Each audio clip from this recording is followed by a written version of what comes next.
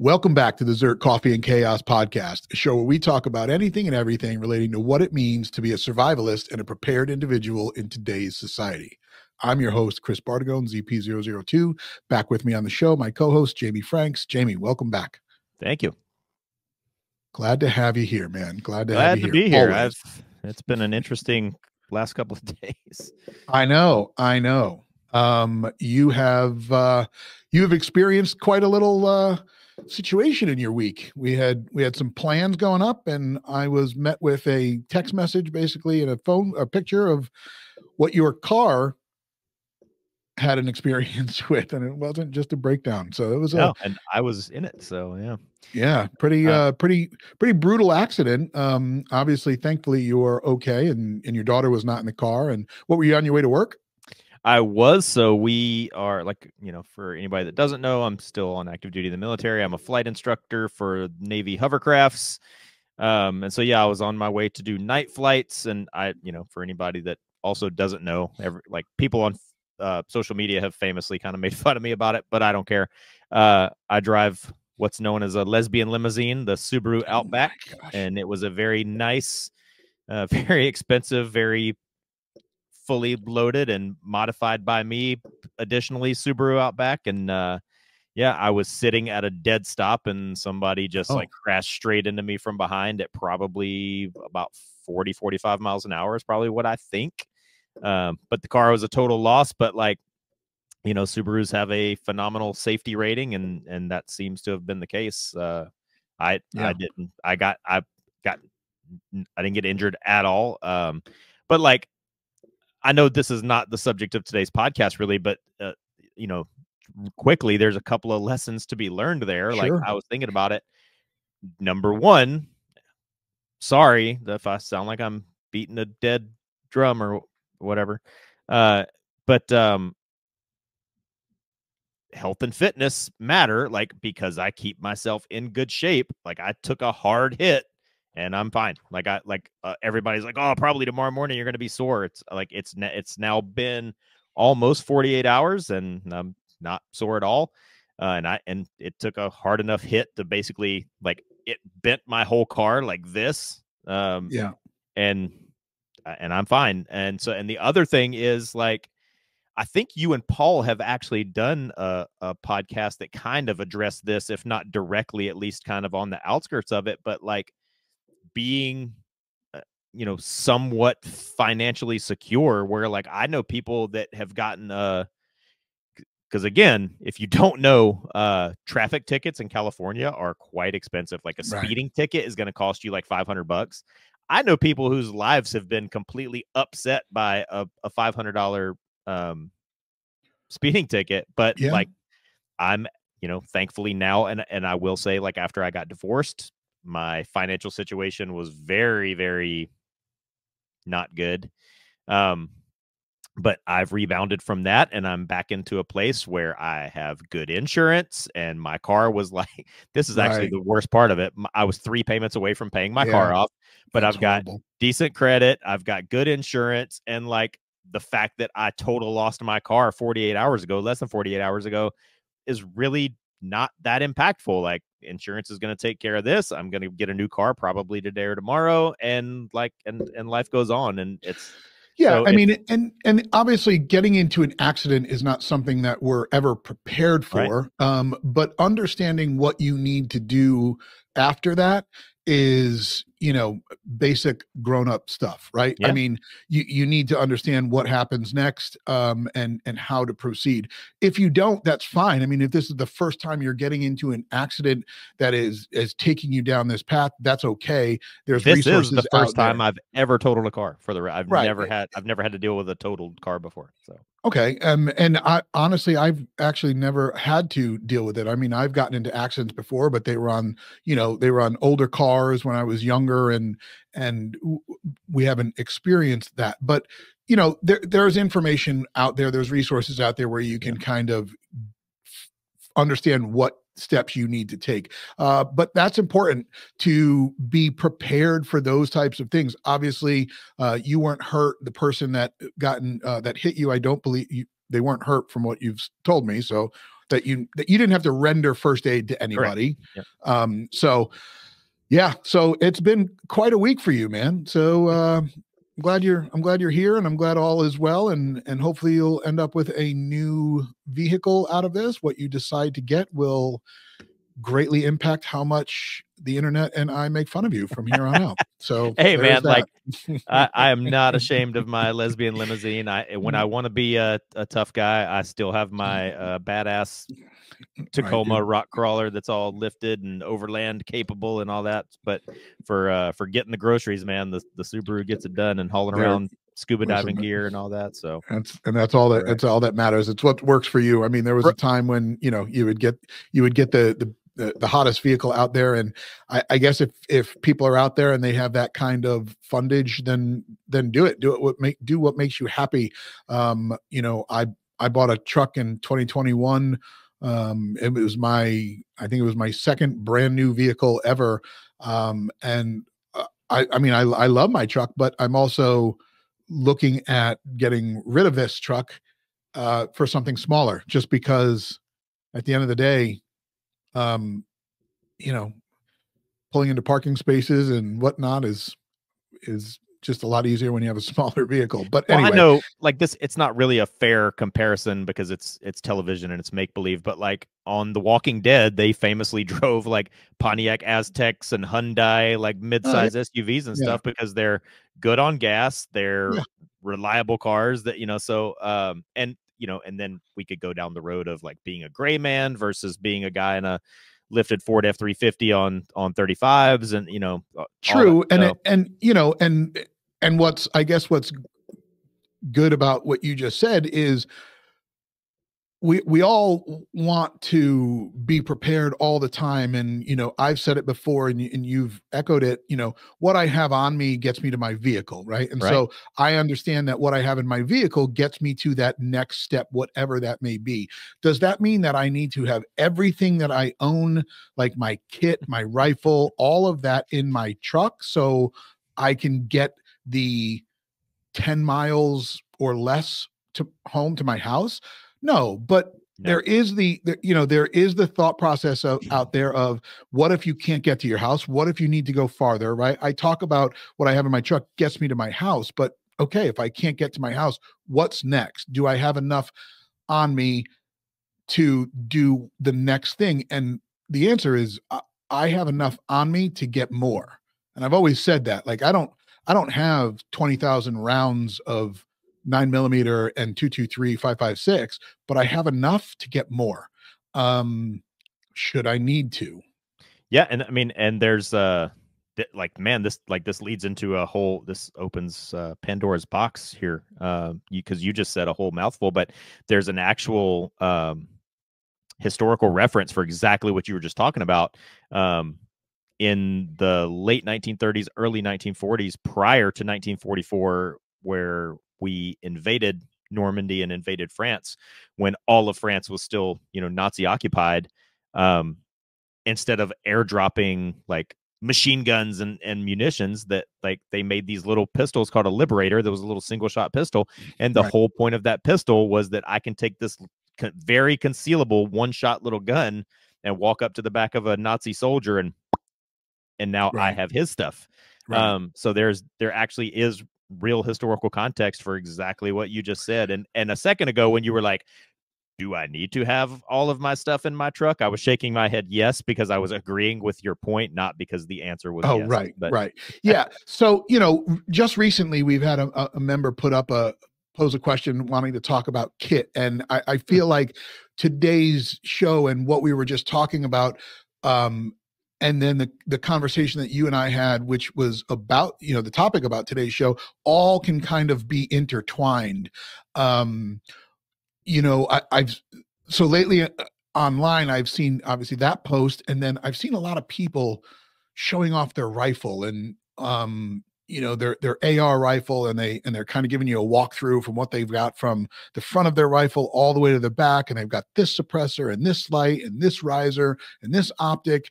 And I mean, I love it, and I've got a few rifles that I enjoy, but I every day I carry a pistol, and I know that you and I have talked about the use of a rifle and the training with a rifle. Um, but then we also have talked about, what I have on me is what the initial situation is going to be handled with. And what that is a pistol. And it's not even a full size Glock 17 with a 21 round mag and whatnot. It's a Glock 48 with a 10-round mag. And I've got a spare 10-round mag in the holster with me. So, and it's kind of back to like the two are connected, right? So there's Yep. that's that daily piece. And then we talked about kit. And, I even responded to the person's post saying, well, it really depends on what the kit is being used for. If we're talking going to the range, then you can have different setups that you want to train with, right? Like you can have, Yep. if you want to train with a plate carrier on, have at it. But I just don't see the need to do that. If you want to use a chest rig, if you want to go over the battle belt, great. But I would also implore people that their kit starts with what they're wearing today. So my kit right now is an appendix holster with a firearm, a spare mag, a knife, a flashlight, and that's it. That's my kit. That's my kit that has to get me out of the situation that may or may not pop off in the local Starbucks, Dunkin' Donuts, Wendy's, mall, wherever you are thinking about it. I get everybody's excitement, or I don't want to say excitement, but I get everybody out there wanting to experience that situation like The Walking Dead, right? Or I just saw the movie A Quiet Place Day One, where Oh, I haven't seen aliens, that yet. yeah, aliens come in and the world has ended. And that's the day that I will don my chest rig and and sling my rifle and go walking down the street to the next safe place. But I don't see that as a viable option, or I don't see that as a viable outcome anytime soon. Now, in that situation, Jamie, what would you prefer to have, a rifle or a pistol, In or which both? situation? In that Starbucks situation, or well, no, Quiet Place? yeah, and yeah, end of the world, quiet place situation. So so I'm not really a tattoo guy, but I've long said like Okay. 2 good tattoos that I would be willing to put on my body are what you said, what I have on my person gets me to my car, what I have in my car gets me home, and then what I have at home gets me through the revolution or whatever, right? And then, Paul has said whatever weapon, in the military, we train that our primary weapon is our rifle and our Right. secondary weapon is our pistol. But Paul said your primary weapon is whatever you have on you. Right. So, in the given situation of an alien invasion or like some type of like massive civil unrest where civil services have completely broken down and you're kind of on your own, which we've brushed up against in a Sure. couple of times in recent Yep. years. Yep. In those situations, I will 100% take a rifle because like um, tactics and laws and rules and societal acceptance and all that crap aside, the best tool for ending another human and possibly an alien is a rifle. Right. Like hands that like just ballistics, magazine capacity, lethality, distance, like violence of action, like over Sure. all that. Right. All of that is gonna like it's not even arguable. All of that is better with the rifle. But that, But it's kind of a here, very specific circumstance. well, right. So with that being said, with the chance of that being the case, does it make more sense to train? We just said, right, that outcome seems a lot less likely Mm-hmm. where you're going to be able to do that. So I guess let me ask a question before I go and make that statement. So do you train more with your rifle or with your pistol?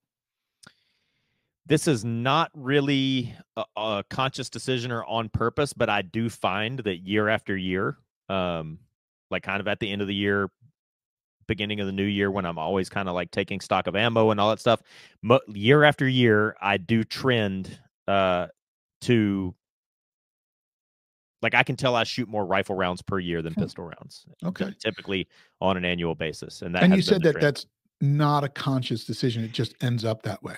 It's not, yeah. So, not to sound like a douche, but like at my level, um, I'm not the world's greatest pistol shooter, but I'm probably, if you lined up every single person in the United States that owns a pistol, I'll probably outshoot 99% of them. If you line up every person in the United States that owns a rifle, percentage wise, I'm probably close to outshooting 100% of them. Like, so I'm really good with both weapon systems. I'm far better than most people. But within that, I'm definitely more of a rifleman. I've always considered myself more of a rifleman. My partner that I teach with at my training company, like, he and I have kind of agreed that like we're at this eternal stalemate where he is better with a pistol than I am, and I'm Right. better with a rifle than he is, and like we can really come close to each other. But again, when you do trend analysis, he tends to barely outshoot me with a pistol, and I tend to always barely outshoot him with a rifle. And so at my level, when I tend to go to the range, I do tend to take both weapon systems with me, rifle and pistol. Okay. And I do still tend to train more with the rifle and kind of integrate the pistol into the rifle. It's fairly rare that I ever go and train solely on pistol. I will Hmm. either train solely on rifle or I'll do both.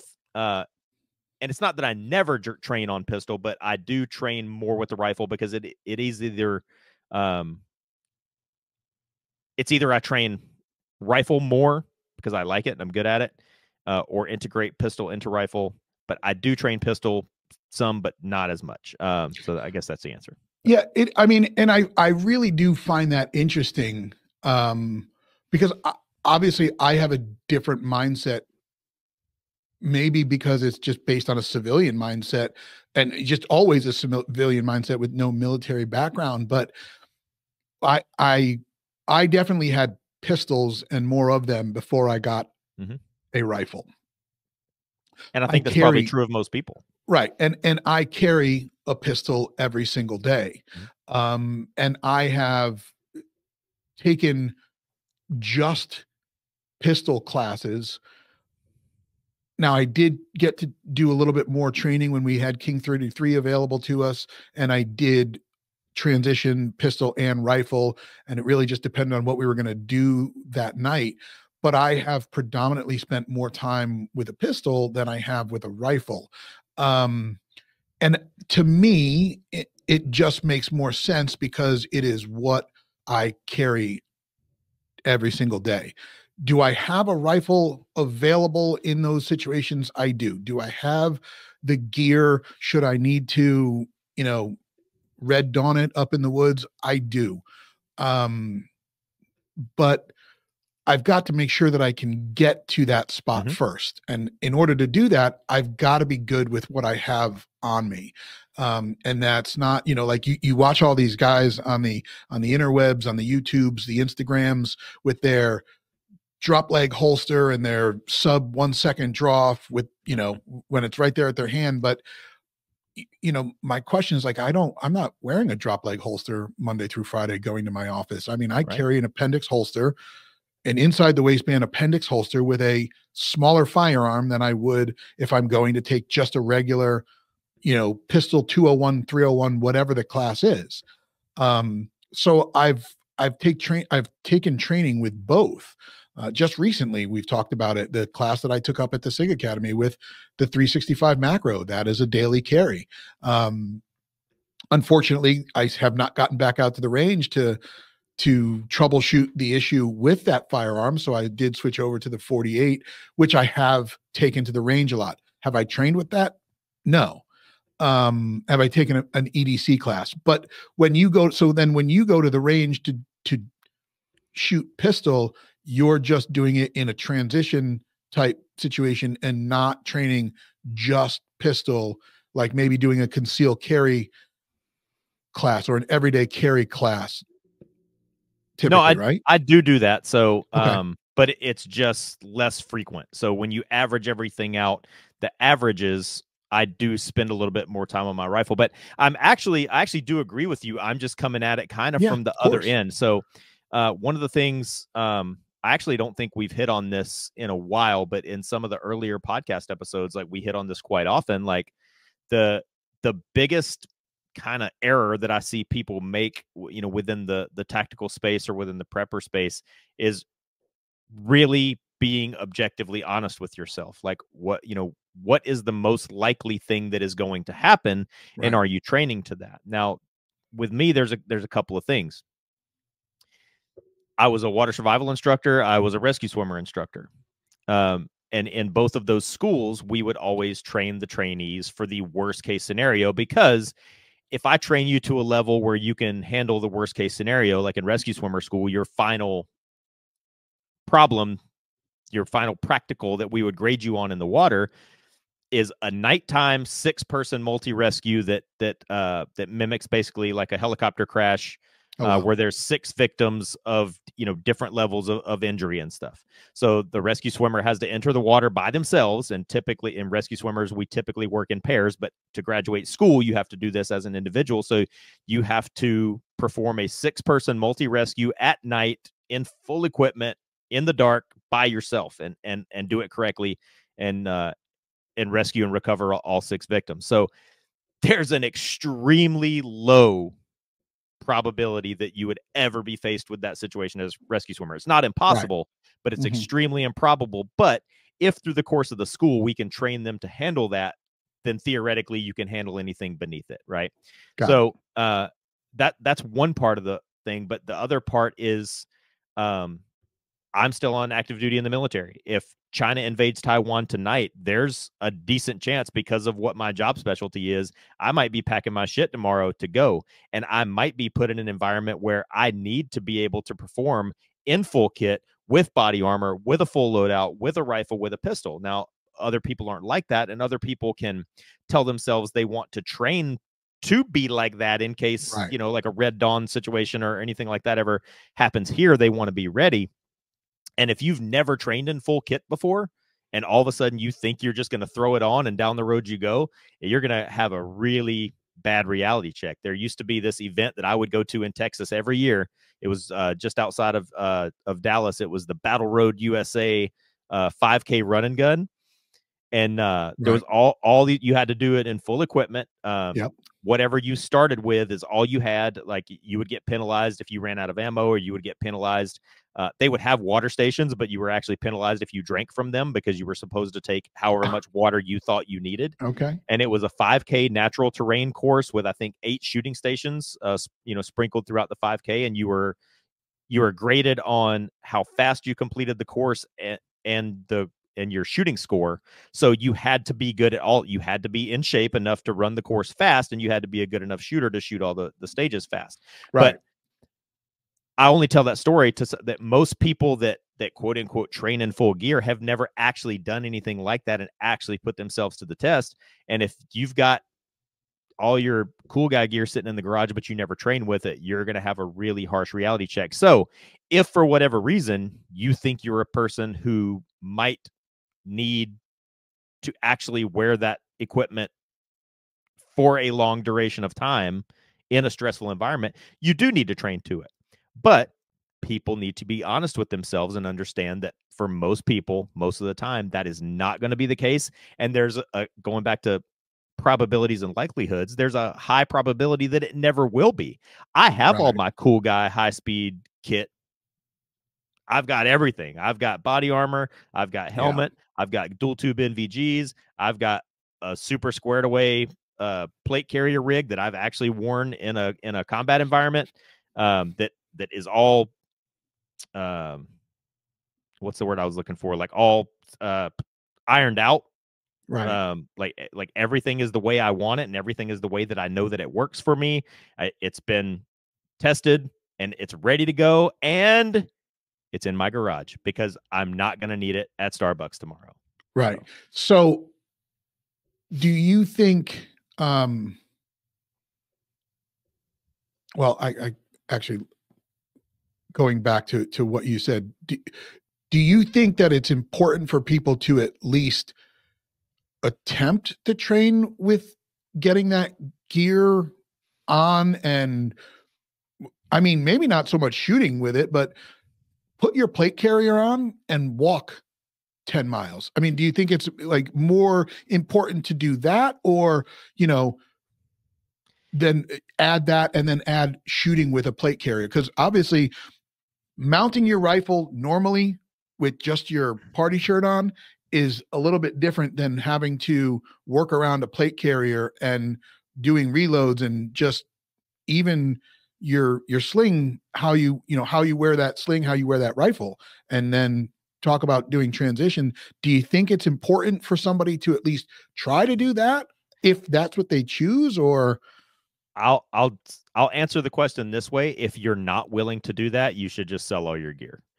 right, If you're going to spend the time and the effort and the money to buy this kind of gear, you absolutely should put it on and go. Like 10 miles is a little extreme. I bet you there's a lot of people that if they're real honest with themselves have never done a 10-mile ruck or 10-mile like gear walk in one right, shot. right, Um so like but sorry, but it goes back to being honest with yourself. Again, like my partner Matt that I teach with at ASDS, he's an Iraq combat veteran, multi combat tours, multiple gunfights. Like he's a strong guy. He's in shape. Like he would probably kick both of our asses if you and I both tried to take him down. Like he's a good fighter. He's a strong dude. He's pretty in shape, but he's about 10 years older than me. And when we teach the rifle classes, he prefers that I take the lead on the rifle class because standing on a flat range with all this stuff on for 8 hours, like because he was injured in combat and has service related injuries and stuff from his time in the military, like just standing on a flat range teaching other people with this stuff on for one 6 to 8 hour training day like hurts him. right. And my point is like he's not a weak dude that Right. and so like if you're gonna have all this stuff, yes, you need to train with it, but what going back to the mantra that I love, what I have on my person gets me to my car, what I have in my car gets me home. I have a little go bag that looks like a little gym bag. It looks like a bag somebody would have their gym clothes and running shoes in. And I have like what I call a bank robber chest rig, Yep. um, a slick low profile plate carrier with really light low profile level 3A. They're not level 4, they're level 3A plates in it, but it's just a slick low profile plate carrier that I could wear under my shirt if I needed to.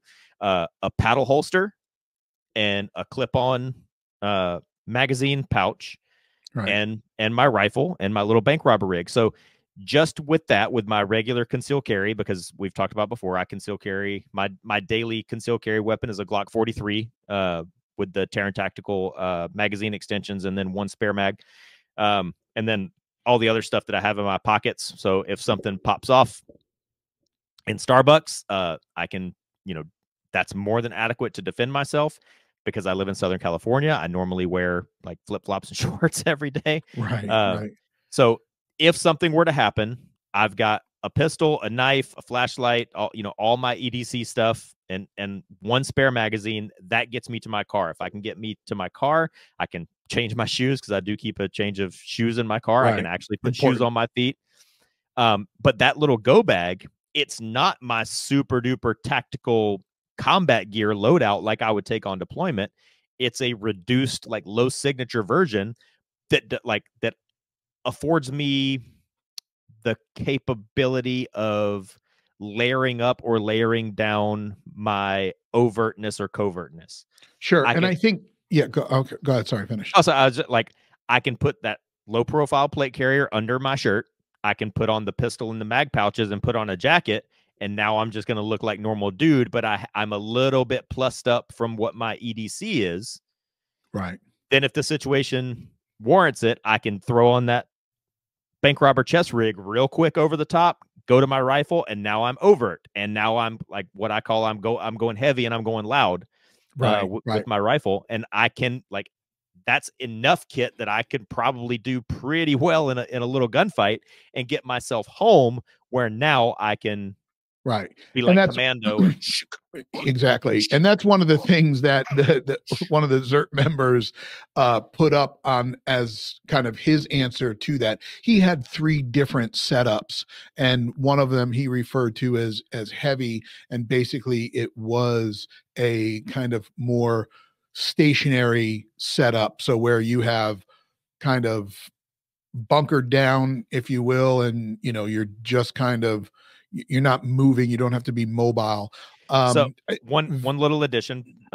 Remember where you're at, but in my go bag, I have just a plain black, like not tactical. It looks like what a college kid would carry, just a plain black backpack. right. That's And important. my rifle that I have in the gym bag, it has the Law Tactical folding stock on it. So if I don't want to go full overt, I can do pistol, mag pouches, jacket over it, plate carrier underneath the shirt. I can put that bank robber rig and my collapsed rifle in that little backpack, and I'm still ready, but I'm still covert. So Right. Right. that sounds like where the guy you're talking about kind of sounds like where he's Well, at. no, and you know what? Actually, I don't think the firearm piece came into anything in that post. I Okay. don't believe it went down to anything firearm related. I think it was more just kit to wear on your person. And you brought up obviously a good point. Covert to overt is a big thing, and whether you're talking the peaceful riots that we are I'm sorry protests that we had during Mostly peaceful. 2020, um you know being able to blend in gray man, z-man, whatever you want to call it, I think is important. Would I blend in this shirt? And for those that are just listening on Spotify or Apple, it's a very Hawaiian-esque party shirt. No, probably not. I would probably stand out. But would I look threatening? Probably not. I mean, you just and sure you brought up like a backpack, having a you know FDE backpack with all the Molly attachments on the back, probably not the best choice. Having a JanSport, you know, little backpack that you would put your school books in is probably makes a little bit more sense. For me, I've got a similar type bag in the vehicle, but it's one of three. One of them is basically a just med. So it's got medical stuff in there with, flex cuffs, this, that, and the other thing, a compass. The other one is a smaller Victos bag that's got a little bit more medical stuff, less medical stuff than the Mhm. larger bag does. Spare magazines for a couple of different platforms, if you will, whether it's a pistol or a rifle or a brand. And then there would be the bag that I would have kind of as a sling bag, which has the pistol in it that takes me from the small one, the little 10 round mag, to it's a 19X. So now you're talking, 17 rounds with 21 round and a 33 round stick as well. Um, Still allows me to be a little bit concealed, Mhm. but also gives me a little bit more, without having to break the rifle out. I guess my next question is back to you. With all of that stuff, you have it in a very inconspicuous type bag in your vehicle. Do you think it's wise to carry a rifle or keep a rifle in your car at all times? Now, let me just follow that with I understand that there are certain parts of this country where that is probably very, very normal. And if you live in those parts of the country, have at it. The only thing I would add before you give it back to you to answer, if you do that, maybe not advertise it with every my car is protected by Smith and Wesson, Molon Labe, come and take it, stickers on the back of your vehicle. Just an observation. But what do you think? So you hit on a few good points there. Point number one is like I'm from a very rural part of North Carolina, Yeah. where yeah, I mean this has kind of become a little cliche, I think, but I mean I did grow up in a place in a time where all the boys my age drove pickup trucks, including myself. And from the time I was turned 16 and got my pickup truck, I had a shotgun in the little rack and the visible in the back window, and it pretty much stayed there all the time, day in, day out, even when I went to school. I graduated high school before, I think the year before Columbine. Okay. So like, school shootings and those kind of things weren't on anybody's mind back then. And like Right. the guys I was friends with would go duck hunting before school or deer hunting before school, and they had their Right. hunting rifles and shotguns and stuff. So and actually back then in that place and time, I don't know anybody. I cannot name one person whose truck got broken into and their gun got stolen. And so you're correct. There are places in this country where you probably can still do that and get away with it. I do not live in one of those places, not by a long shot. Right. You also brought up another good point about having the stickers and stuff on your vehicle, because this is a thing that's Googleable. I like that word. Good word. Yeah. A few years ago at the USPSA Nationals in Las Vegas, like you don't have to be that smart to understand there's an organization called the United States Practical Shooters Association, and they have these big matches all over the country, and they're Right. these big sponsored matches that are hosted by this sponsored range that has a partnership with this hotel, and all the shooters are staying at this hotel that's near the range. And a lot of these people have SIG, Smith and Wesson, Come and Take It, 3%, or Molon Labe, Punisher, Right. like all Daniel Defense, all this stuff. And they think it was either gang related or cartel related, but it doesn't. All you have to have is one of these, and you can go online and find out where most shooters are going to be staying. And a couple of years ago at the USPSA Nationals in Las Vegas, the hotel where most of the shooters were staying, one night it was like, I think it was like overnight in the middle of the night hours, during, because most USPSA Nationals matches are 3 to 4 days. I Yep. think it was the night of the it was the night after the second day of competition, and this organized crime organization went and targeted that hotel on purpose and broke into every car that had a USPSA sticker, a Daniel Defense sticker, a SIG sticker, and they got a lot of firearms. So Now, there is hold that. on. Yep. Let me just jump in there. Listen, I get that obviously it was very opportunistic for these people, but w- why were those gun cases not taken out of the vehicle into their hotel rooms? I mean, we all went to Oklahoma uh and for the Genesis event, and we all took our cases out of the rental car and put it in our hotel room. Like, it wasn't, we didn't leave anything in there. I mean, sure, you want to leave your belt and your range bag with your ear pro and whatnot in there, but the big giant case that holds the firearms, bring that in. So Yeah. just to interject, like, So that does not seem to me, that is not a prepared individual. They no, dropped the and ball. my friend that permanently was relieved of his $3,000 uh 2011 pistol, now Jeez. agrees. And really that comes out of complacency and laziness. It comes out of, it's like that saying where like by the time a person actually gets a DUI, they've probably driven drunk. There's like 57 times or something, and before they get a DUI. And I Oh yeah. think it's that. I think it's shooters that have gotten comfortable because they've done this 100 times before, and they've stayed Right. at this hotel before and it's never been a problem. So, and that kind of leads into where I was going with your question. Do I carry the go bag that I described earlier? Do I carry that every single day? And the answer is no.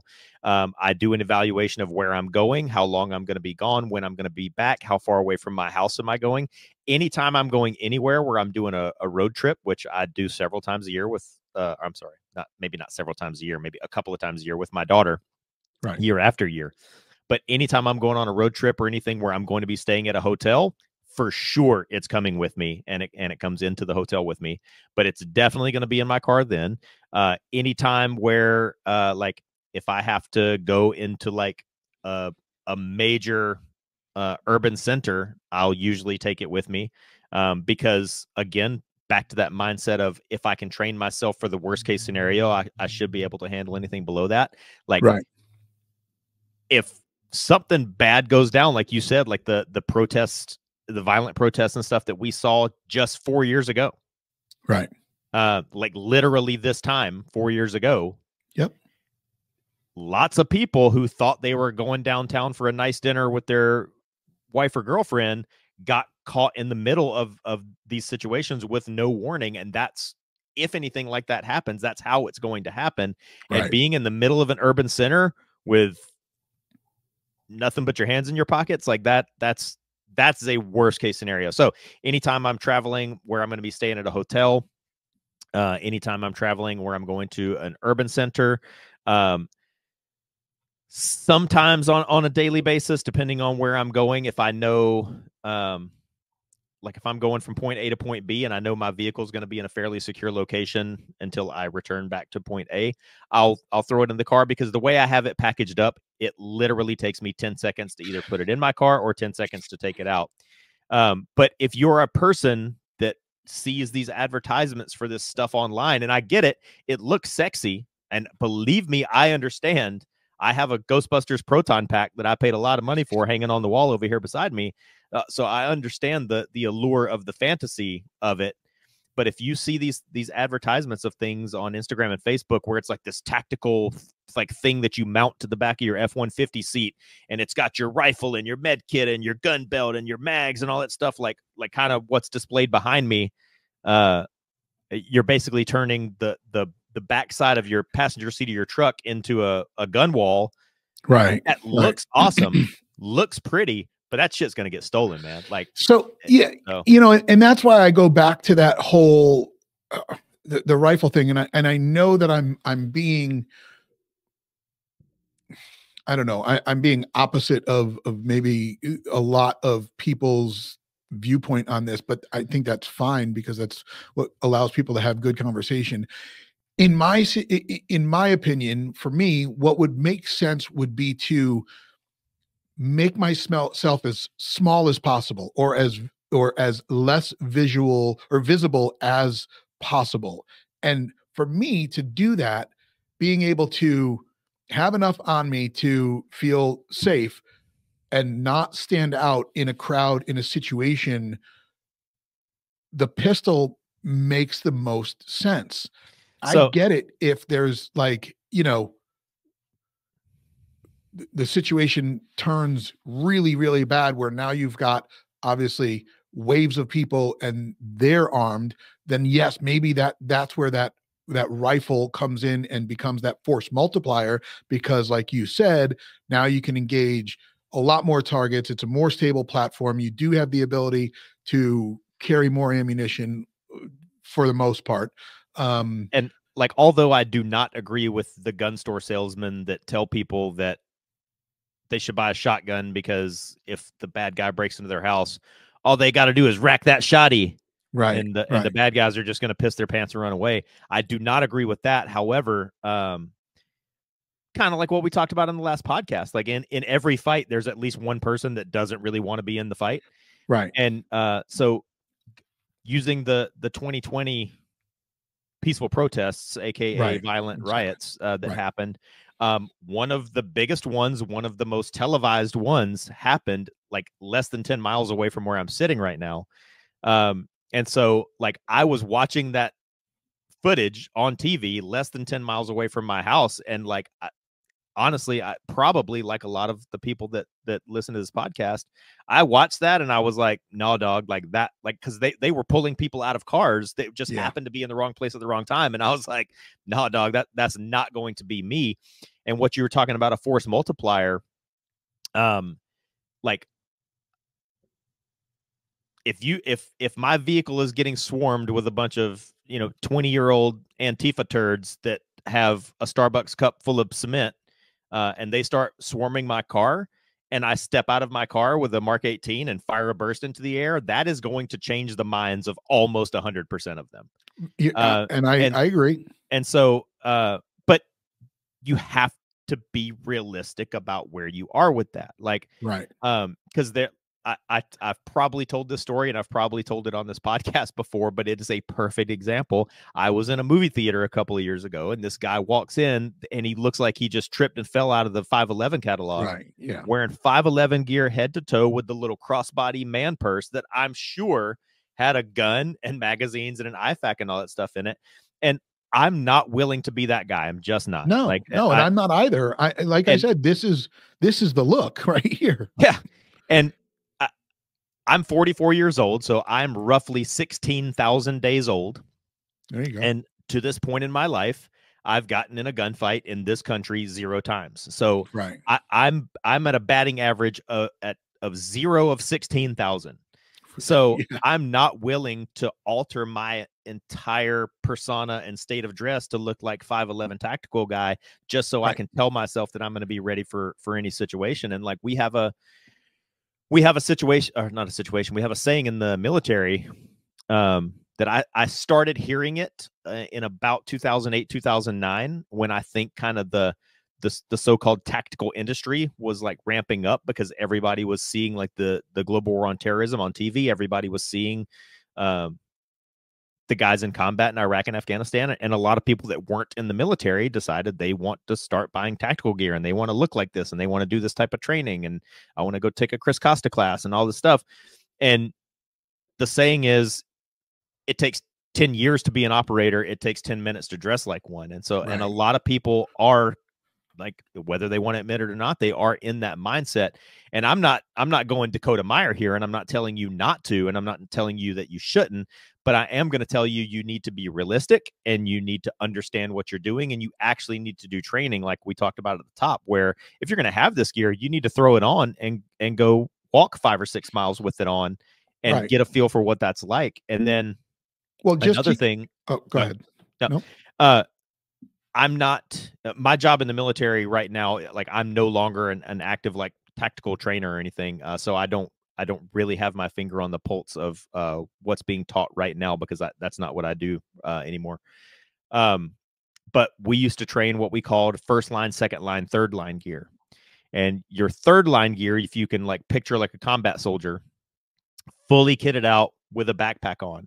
Like your third line gear is basically the backpack. That's your tent, your sleeping, it's your sustainment gear. Your tent, your sleeping bag, your raincoat, your MREs, the spare batteries for your radio, all that stuff is in your backpack. And like, to give you like a little example, in the movie Heartbreak Ridge, at the end, they swim ashore, the Marines, the recon Marines, and they've got all their gear, including their packs with all their sustainment gear and stuff in it. Right. As soon as they get into a firefight, the packs come off. They ditch their packs. Now they're down to their second and first line gear. Your second line gear is what most people think of that combat equipment, your plate carrier, your chest rig, your rifle, your helmet. Right. So as soon as I get into a gunfight, I'm dropping that third line gear. Now I'm down to just my fighting gear. Third line gear is your sustainment gear. Second line and first line gear is your fighting gear. I'm down to that. Now, if we get into like a bad situation, like Lone Survivor, think about that, where now this firefight has not gone my way. Now I need to get light and fast and escape and evade. I can ditch that plate carrier, ditch that chest rig. I'm out of ammo. My rifle's no good anymore. If I don't have ammo, I can drop that.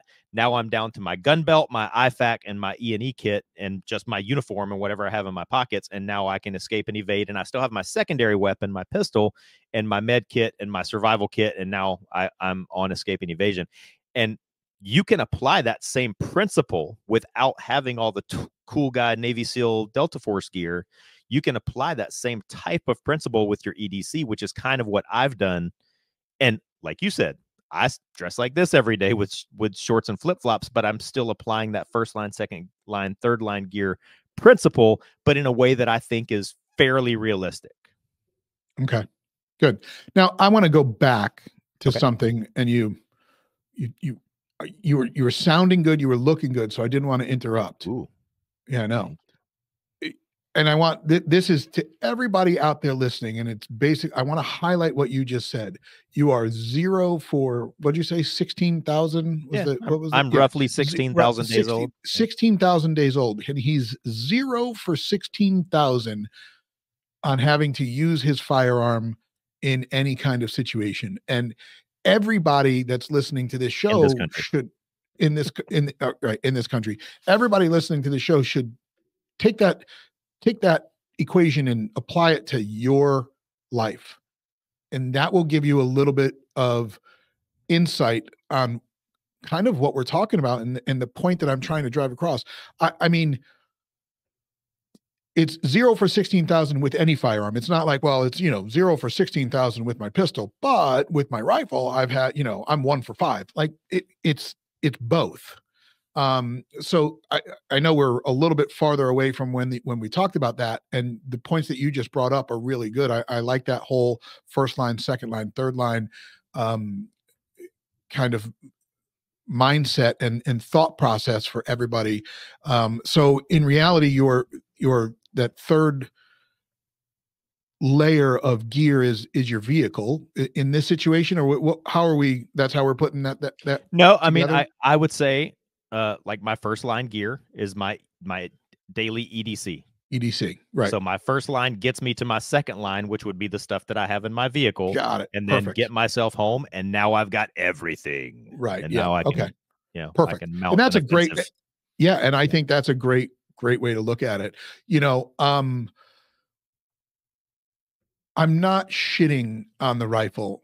I think the rifle is a great platform, and I would love to do as much training with the rifle as I do with the pistol. But every time I start to kind of unwrap that, my brain stops and said, but every single day you have your pistol on you, and you only have a rifle near you. You don't Yeah. have it like it's in the safe at the office. It's in its spot at the house. Like you don't train with it. At night when I'm sitting there on the couch, whether I'm, watching a TV show or horrible coverage of the news, I can do dry fire practicing with my pistol easier than with the rifle. I'm not saying you can't, and I'm not saying you shouldn't.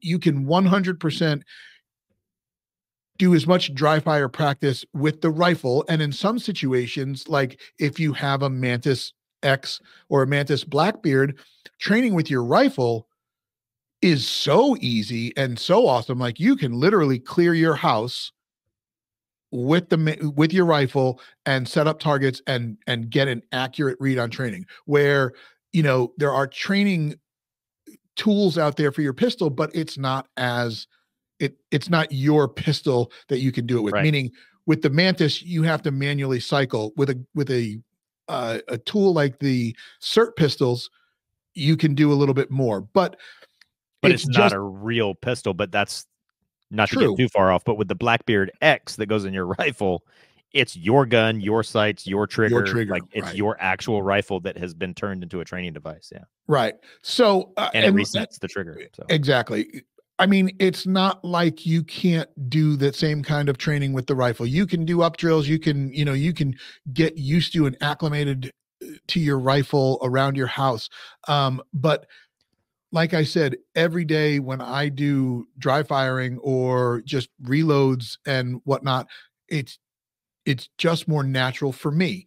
And folks, that's the best part about all of this is it's whatever's comfortable for you. well, If so you go ahead. go ahead. So the thought experiment that I came up with before that I gave to you is, Right. if the only information that I have is whatever situation you can think of, I will need a firearm. That's the only given fact in the situation. Beyond that, I will let you think of the craziest, most ridiculous, like think of any scenario you can possibly think of. But the only rule is that whatever scenario you think of, I do get to have a firearm. Hold on. At this point, this is going to be the comment section. This is the comment we want in below. So if you're watching it on YouTube, if you're listening on Spotify, Apple, this is the information, this is the feedback that we want from you. So go ahead. So this is the scenario. This is a thought-provoking scenario for you. We've touched on it before, but the comment section needs to light up below. So go ahead. Any situation you can think of that we already know in advance does require the use of a firearm. Think of anything you want, and I'm telling you, I can't think of any situation where I wouldn't rather have a rifle. If you give me the option of having a rifle, I will take a rifle in almost any situation. That's the thought experiment part. Now, okay. The So hold suffix on. to that. So we're asking people to come up with a situation where the known is you have to have a firearm, but come up with a situation where the pistol is the better choice than the rifle. Yes. Okay. I have done this over, and I cannot think of any situation where I wouldn't rather have a rifle given the choice. Now, the catch is you have to be realistic, and you're not always going to have that choice, because I'm not going, as we've touched on in many different ways, I'm just not willing to carry a rifle around with me all the time there. And, there's many places in this country where that wouldn't even be legal anyway.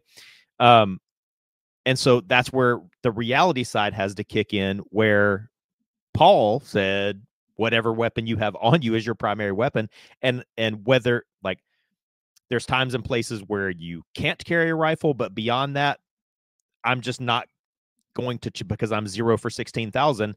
I'm just not going to carry a rifle around with me every day. So the reality is, even a guy like me that I've already said, I kind of consciously train my rifle more than my pistol. I do train both, but it does lean towards the rifle a little bit more. The reality is, even though I'm 0 for 16,000, it is a higher likelihood that I would need to use a pistol if I had to use a firearm. If I had the choice going in, I would choose a rifle. But the reality is, I am far, far, far, far more likely to just have a pistol and the clothes that I'm wearing. Not all my tactical gear, not my combat gear, not any of that stuff. Right. So, well, folks, that is the exercise for today's show. I know that we could probably go on for hours about this topic, and we could probably throw up hundreds of different scenarios to weigh the two options. And I know we kind of talked about the choice of the rifle over the pistol today, and then your kit, what that involves. And I think it just comes down to, it's dealer's choice, first off, and nobody can tell you what the best kit to wear is. It's what works for you, and nobody can tell you what the best weapon platform is. What works for you, what you have. You may not have a rifle, so the pistol is your only option. But all of it is a great conversation piece, but you, like Jamie said, you've got to be honest with yourself, and you have to understand, well, what is the kit that you're putting together? What is it going to be used for? How are you going to use it? How are you going to train with it? That's the last part of it. Whatever you decide, make sure you train with it. If you're going to focus on becoming the best pistol shooter with your everyday carry pistol, then train with that pistol. Train with the way that you dress. This is how I dress. My carry position is appendix. So I want to make sure that I take as many classes as I can that will allow me to train with an appendix holster. One of the great things about the Viking Tactics class that I just took recently is, doesn't matter if you carry appendix, train with it appendix. He just tells you, just be careful. There's instructors out there that wouldn't let you do that. I mean, you've got to weigh those options yourself. But, at the end of the day, the decision is yours. Just make it and then train on it and become better with it. Make smart choices. And that's it. That's all I got. That I hope that you guys have taken back some information, some knowledge, and then maybe have some questions now that we've talked about it. But at the end of the day, it's your choice, and you guys have to be good with the choice that you make. Jamie? Well, I need to see if Viking Tactics offers a class that will allow me to train shirtless and shoeless with a Beretta taped to my back with Christmas tape, because that's really the most realistic scenario that's probably going to happen. But no, if you're listening, like if you're interested in kit, like I'm a total gear queer. If you want to know what belt I use and what plate carrier I recommend and what armor plates I have and what, like, I will gladly tell you all of that. But you have to be realistic with yourself and what you think you're most likely to use. I can discuss specific kit with you all day long, but like Chris said, whatever you're going to have, make sure you train with it. If you're not going to train with it, don't waste your time and money. Like, put that money and effort towards training to the more realistic scenarios. And like Chris's sign off used to be, don't be somebody else's resupply. And if something goes down and you fully kit up in your tactical kit and go hit the streets, like, and you haven't trained and you don't have a bunch of friends with you, that's exactly what you're gonna be. You're gonna end up being somebody's resupply. So all of this feeds into my sign off, which is to say that it's easy to be hard, it's hard to be smart. So be smart, be realistic. All right, guys. Well, until next time, you stay safe out there. ZP002 out.